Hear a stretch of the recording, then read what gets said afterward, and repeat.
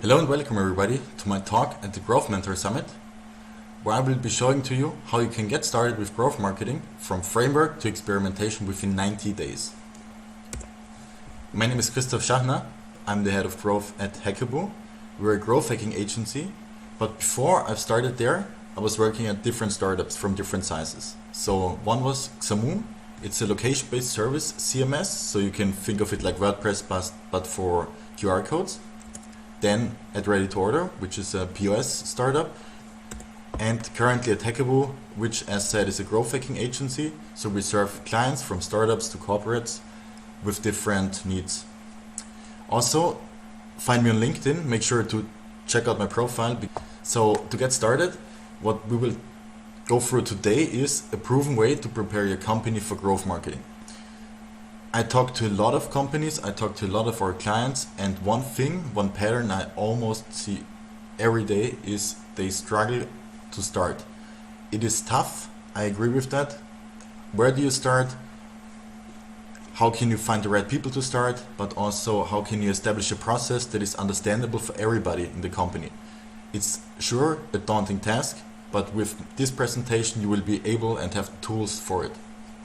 So to begin with, we need to figure out and really define what growth hacking is, if growth hacking is the right fit for your company, and then, and that is probably the most interesting part for you, what are the concrete steps to get started and get results with growth marketing within 19 days.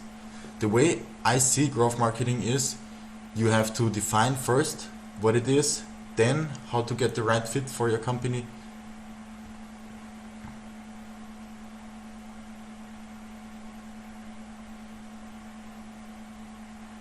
from the experience I have at the agency, it has shown that within 19 days, usually every company can establish a process that brings results.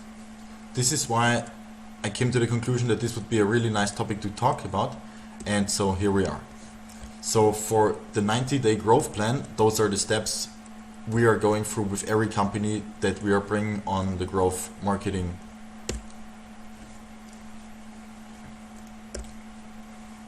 So this 90-day growth plan is what we show the clients that we have to get them on track with growth marketing. So to begin with, it is about setting the stage. So within the first week, it is about defining if it makes sense for you to start with growth marketing.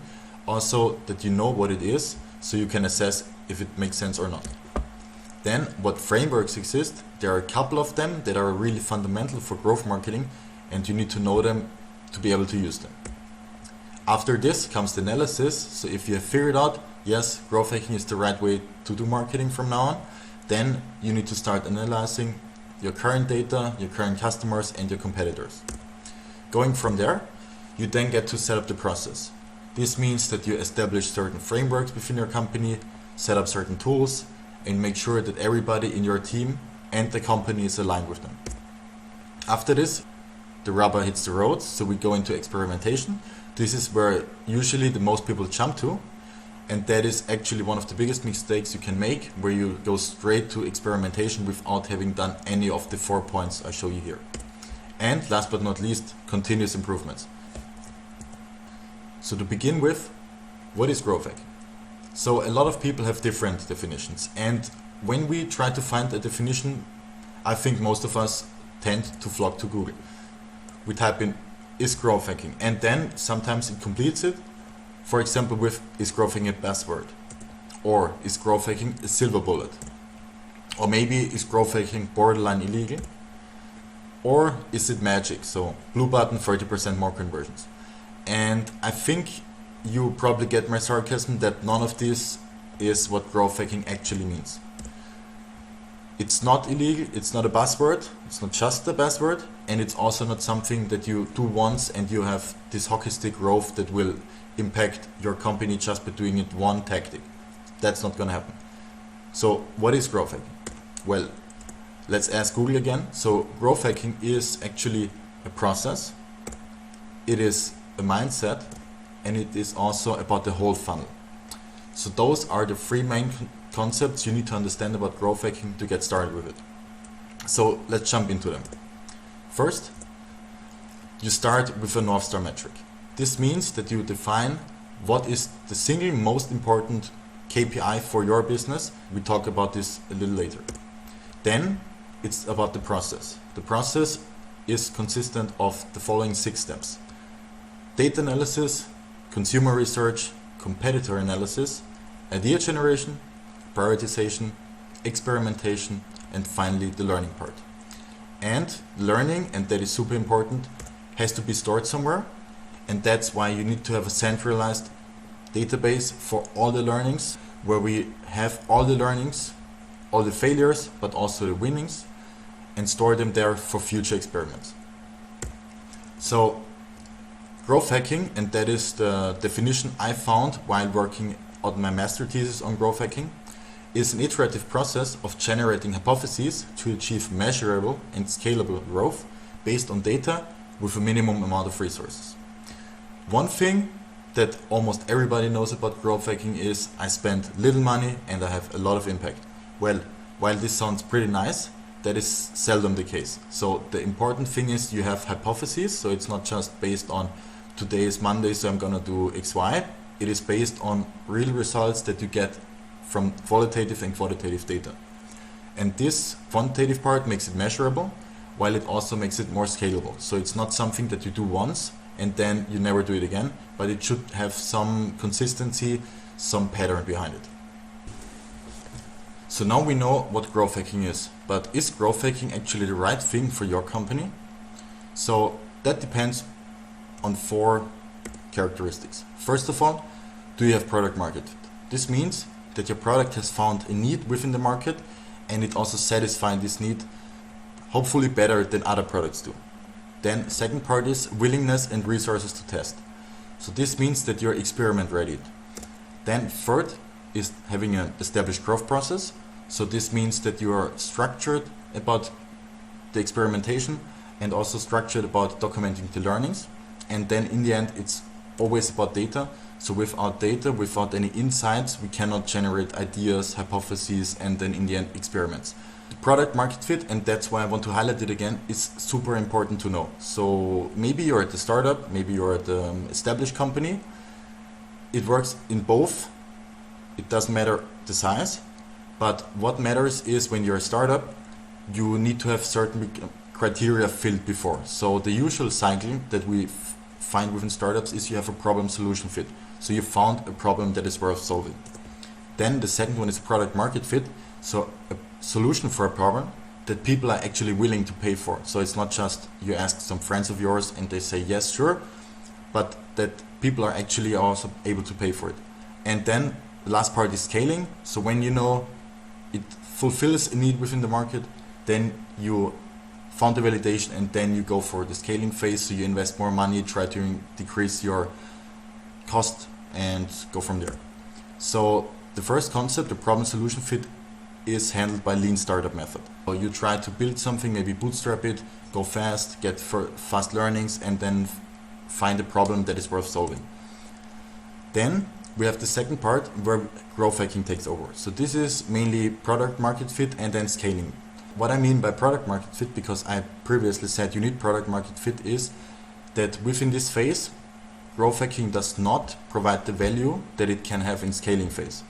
What it can do, and I will show you a case study from our side, what we are doing, is that you find actually who are the people that are willing to pay for and what are they like. So those is actually the intersection where growth hacking can really help. And the last part that I was referencing before is having a certain mindset. So what is a growth mindset? What is a fixed mindset? Well, a growth mindset means the challenges encourage me. So you grow by challenges. Second, that you like to test new things. Also, that failures that happen with testing teach you. Then you know that you do not know anything. So this is it's a famous quote, and it's really at the core, for me at least, where I say not everything that is said or everything that has been once true has to be true tomorrow. Then you welcome criticism, and also the success of others inspires you. And as you probably can guess, fixed mindset is the opposite, meaning challenges discourage you, you try to avoid them, you do not like to test new things, you stick with things that you already know. failures show you your limits. Then you trust in what you already know, so this is fixed for you. You take criticism personally. And last, that the success of others threatens me. So you see the differences here are really in the way that you go about challenges, in the way that you try out new things. And even though you might fail, even though you will be criticized for things within your company, maybe you criticize yourself, that is actually the way to grow, and that is the way to prosper in the future. So knowing all those three things, knowing what the requirements are, if it's the right fit for you, we can show you some examples that we have been doing at Hackaboo with our clients that have achieved the right fit for growth hacking. So those are a couple of logos. I'm pretty sure you will not know those companies, at least I think so, because they're mainly based in Austria. So we have one case, it's Sacher, so maybe you know the Sacher-Torte, it's a pretty famous cake. And what we're doing with them is they are super dependent on online bookings. So they're a hotel, and the main driver for traffic and conversions is coming from booking. So the goal is to reduce dependency on external booking portals and also identify relevant channels per target audience and increase the completion rate. The main thing we were doing here was improve the funnel, meaning mainly the checkout phase, and also improving the targeting with the right messaging. And this resulted in the end, after testing it for 3 months with them, an increase of 25% in online revenue. Next is A1.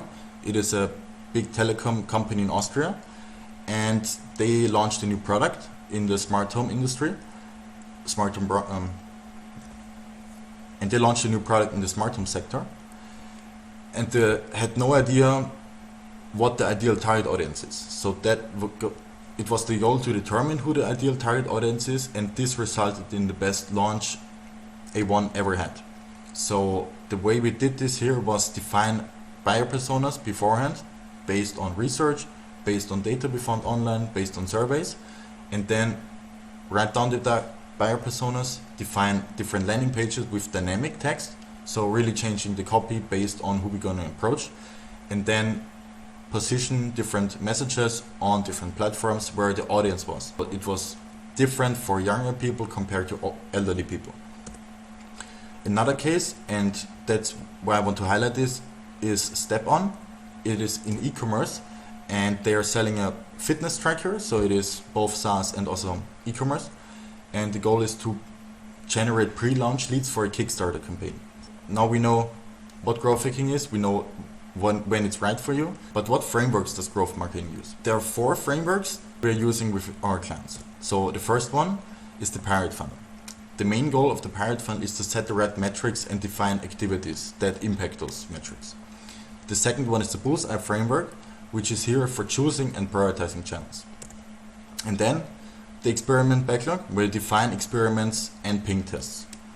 And one more thing that we came up with at Hackaboo is the periodic table of growth, which is here for choosing the right activities for different business models.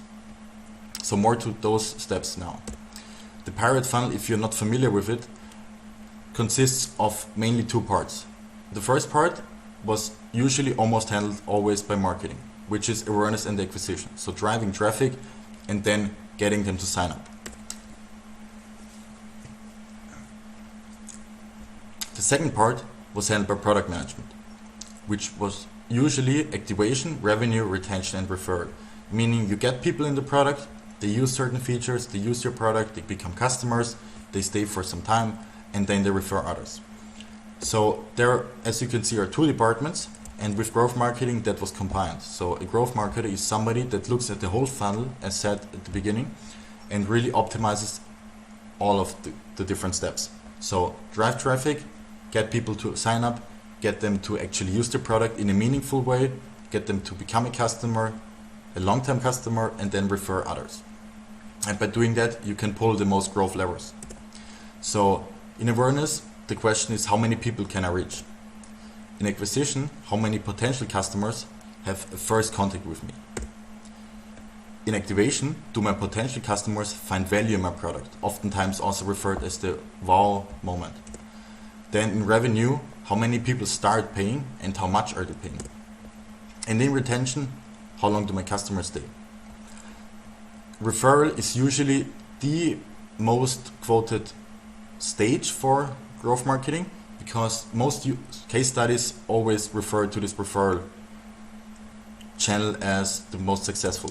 Here we have how many people refer my company. So how does this look in practice? We have one example from one of our app clients, which looks like this. So in awareness, we track the amount of qualified visitors. Obviously you have visitors that are not your ideal audience, so we only want to track who is the ideal audience.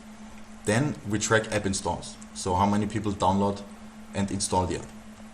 Then in activation we see how many of those that install the app register. For revenue, we know how many paying subscribers we have, or monthly recurring revenue.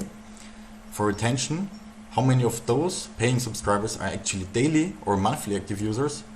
And then the viral coefficient, which means how many people does one person refer.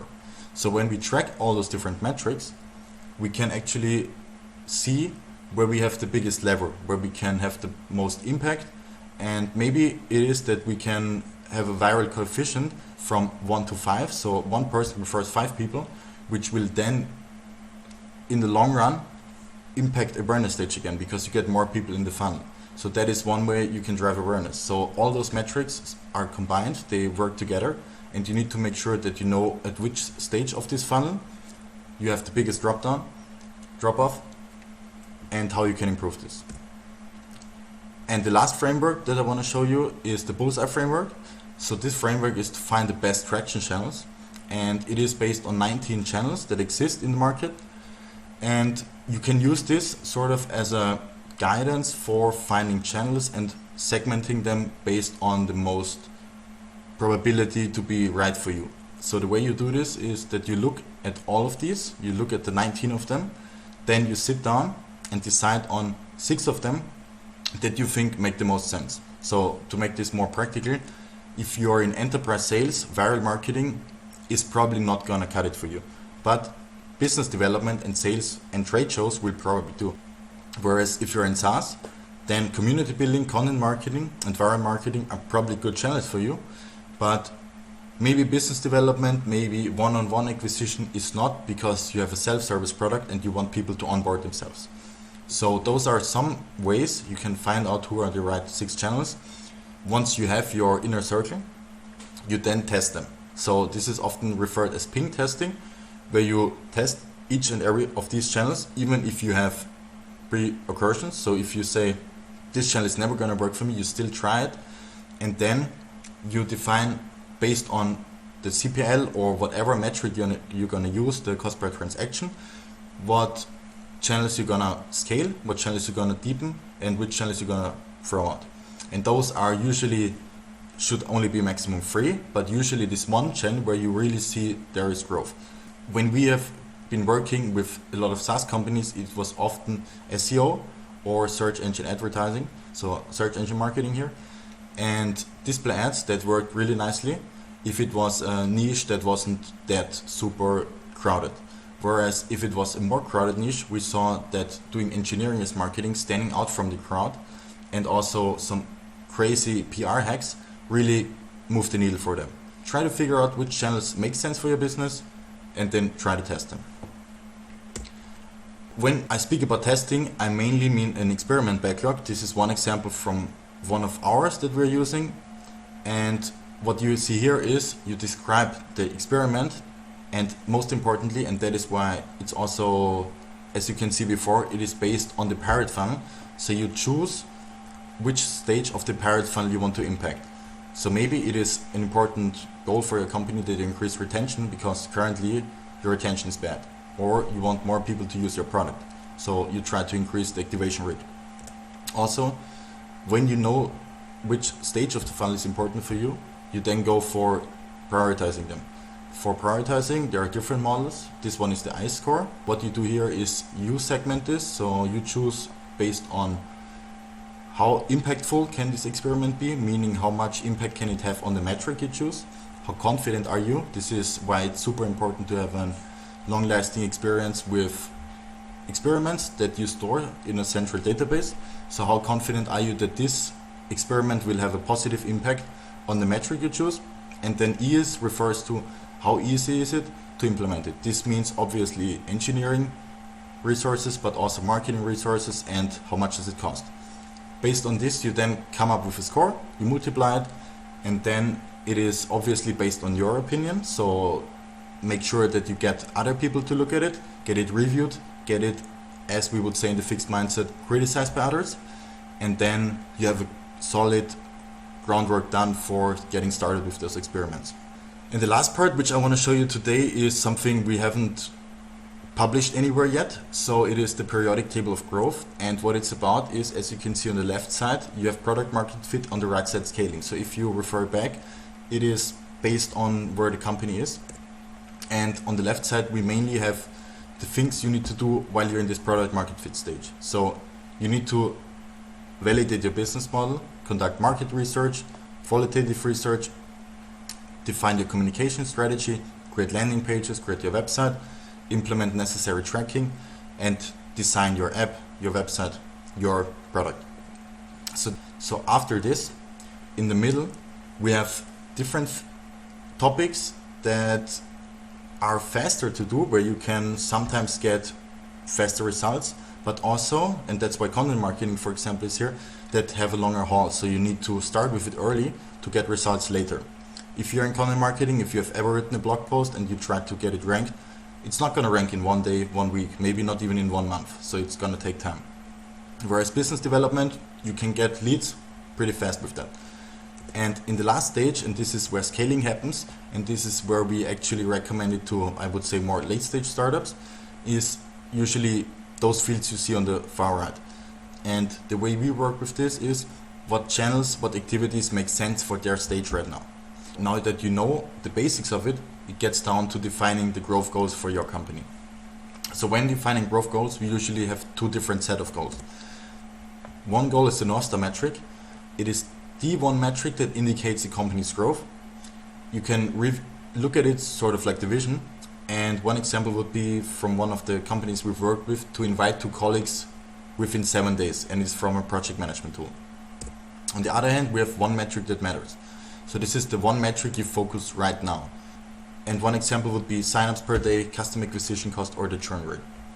When looking at this from a timeline view, it can be that your North Star metric, as said before, is invite 2 colleagues in 7 days.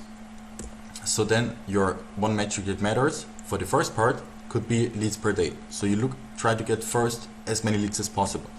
Then you see that the leads are not that qualified, so you switch to sales qualified leads. After that, maybe you see that the sales qualified leads are getting pretty expensive, and that the return on investment for those leads is not here. So you then need to decrease the customer acquisition cost, and then you also realize that people are churning, so that your lifetime value can also be improved, mainly by increasing the retention. So you try to increase the number of daily active users. After you've done all this, where do you get your impact? And for that, we have the growth analysis phase. So within this phase, you look at mainly 3 things. First thing is customers. So here we talk about user surveys, defining your ICPs, so your ideal customer profile or buyer persona, and use app usage data, or product usage data, and understand your customers. Second one is the channels. So which tracking channels you're going to use, and the tool setup. Tracking is implemented, that you have synced different channels with each other, that you have set up the integrations. And the last part is competitor analysis, where you're looking at positioning metrics or a SWOT analysis. So let me walk you through the 3 different things you look into this growth analysis phase. So for customers, this is one interesting way that we are doing it right now, for example, is we're talking to people over chat, but we are actively engaging them. So this is implemented on a website, and you get a pop-up on the right side where somebody, is actually me, is messaging you and talks to you. So this is one way. When you see you're using maybe Hotjar and you just do not get any responses, well, turn it around. So you message them actively and ask them.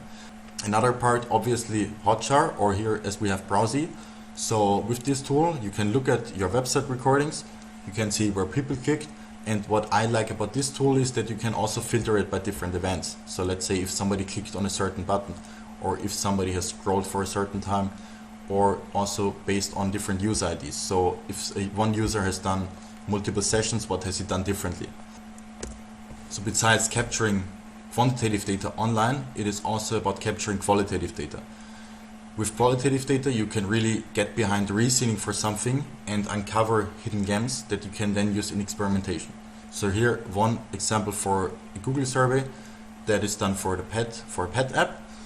And you can do online surveys as this one, you can do focus groups. The methods do not matter here. What matters is that you conduct research. Even if it takes time, it is well worth your time, because in the end, this will all end up in your communication, in your marketing collateral, and you cannot change this that easy. So that's why it's important. You need to first identify the right basis, the right data set for your assumptions. So one assumption can be a buyer persona. So this is one example how we are doing it here, that condenses all the information that was gathered from online surveys or from tools, from analytical tools, and from social media, for example. So what we look here is normal psychographic data, demographic data, but also, for example, the total addressable market. So how many of those Pavels exist even in Germany? So that gives you better understanding and also better usage of this buyer persona. Another way when we look at analytics and defining who we want to reach out to is obviously looking at your online data that you have. So here we have a tool that we use for finding out which channels have the biggest impact on certain metrics. For example, here it is about transactions, conversion rate. So GMX has the highest conversion rate here, whereas YouTube, for example, converts the worst. Before getting into the experimentation mode, you need to have the process set up to actually do so. So when setting up the right internal process, focus on setting up the right structure. For this, using a tool such as growth hackers experiments, effective experiments, which has a more conversion rate optimization focus, Airtable, Trello, or as you know, Google Sheets is a good way to get started. Then define clear naming guidelines. So how do you name experiments? Do you include the date? Do you include the channel maybe? Or do you include the metric that you want to improve? Define this first. Then establish a team alignment. So this means within the growth team that you've established, that you know who is responsible for what, who works on which project, and also when do you communicate this.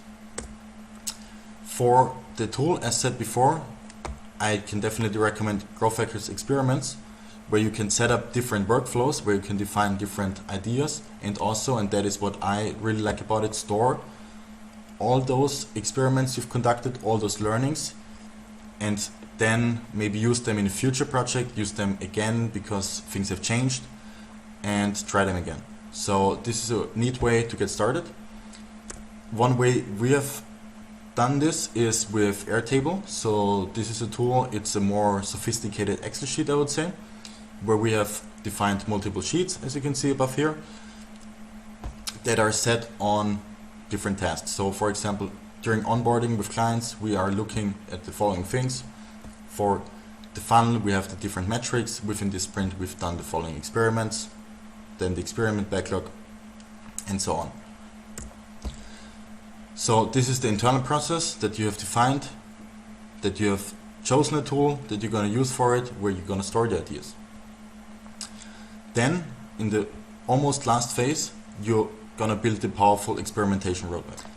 When building it, there are 5 cardinal errors that we have seen so far with companies. One of them is that you do not test the right KPIs, not testing the right KPIs. For example, if you want to increase the number of signups by changing your homepage, the right KPI would actually be tracking the number of people that clicked on the sign up form button, rather than tracking how many people actually then filled the form, because you have a step in between that can still influence this experiment that you have. Nevertheless, don't get me wrong, it is important to track the amount of people that signed up, and even further, then also know how many people of those that signed up actually became a customer and stayed. Then, not taking internal resources into account. Oftentimes during brainstorming, we come up with different ideas that sound great on paper, But then when we think about it, about execution, we actually see that we might not have the right internal resources. So rather than investing a lot of time on something that might or might not work here, try to focus first on the low-hanging fruits where you have the internal resources and then go from there. Third, not having an established process for experimentation in place. With the slides before, you will definitely have this. And not being flexible enough to make adjustments. So as said before, this is not something you set and forget, the experiment backlog. It is something that lives and breathes and that is super reliant on your adjustments that you make on a regular basis. And in the last part, and that is what we see often with companies that are not that big yet, is that they do not have enough traffic, so they need to make significant changes. You will probably not see a big impact when you are testing colors. You might not even see a big impact if you are changing pictures or if you are changing one part of a page. Maybe you need a significant change, maybe you need to change the whole page, maybe you even need to change your product name to have a really big impact to actually see the needle move. So after you've gone through this, you've gone through your first 50 days of experimentation, you've set up the framework, you've identified that it's the right fit for your business, you set up the experiment backlog, defined the right metrics, set up which channels you want to test, and even have some first learnings. Well, where do you go from here? So first you analyze the results, then based on those analysis you generate ideas, then prioritize them, test them, and then go back into analysis. When we talk about analysis, I basically mean two things. So first, obviously, when you're successful, you should automate it somehow, you should scale it. So if a tactic might have worked on your homepage, maybe you've implemented some form of social proof, then maybe you should also use it on other pages. Or maybe in your product, you've implemented a clock for showing when you have a new blog post. Maybe you shouldn't only have it within your desktop app, maybe you also have it in your mobile app. So that's what is meant by scaling. And when it fails, you need to capture the learnings. So going back onto the drawing board, defining why the hypothesis might have failed. So you can only make hypothesis why it has failed. You will usually never for sure know. And then based on this, learn and know what you can do better next time. And all of this will then fuel your ideas. So once you've started, it becomes sort of flywheel. It will generate ideas all the time. But this is why it's important to have the first step, the groundwork, done in a very strategic and structured way, so you can always have new ideas coming in. So that is it from my side. I hope you enjoyed this session on Virtual Summit. And if you're interested in getting the slides for this presentation, make sure to create a post on LinkedIn and tag me in it, and I will be happy to send it over to you.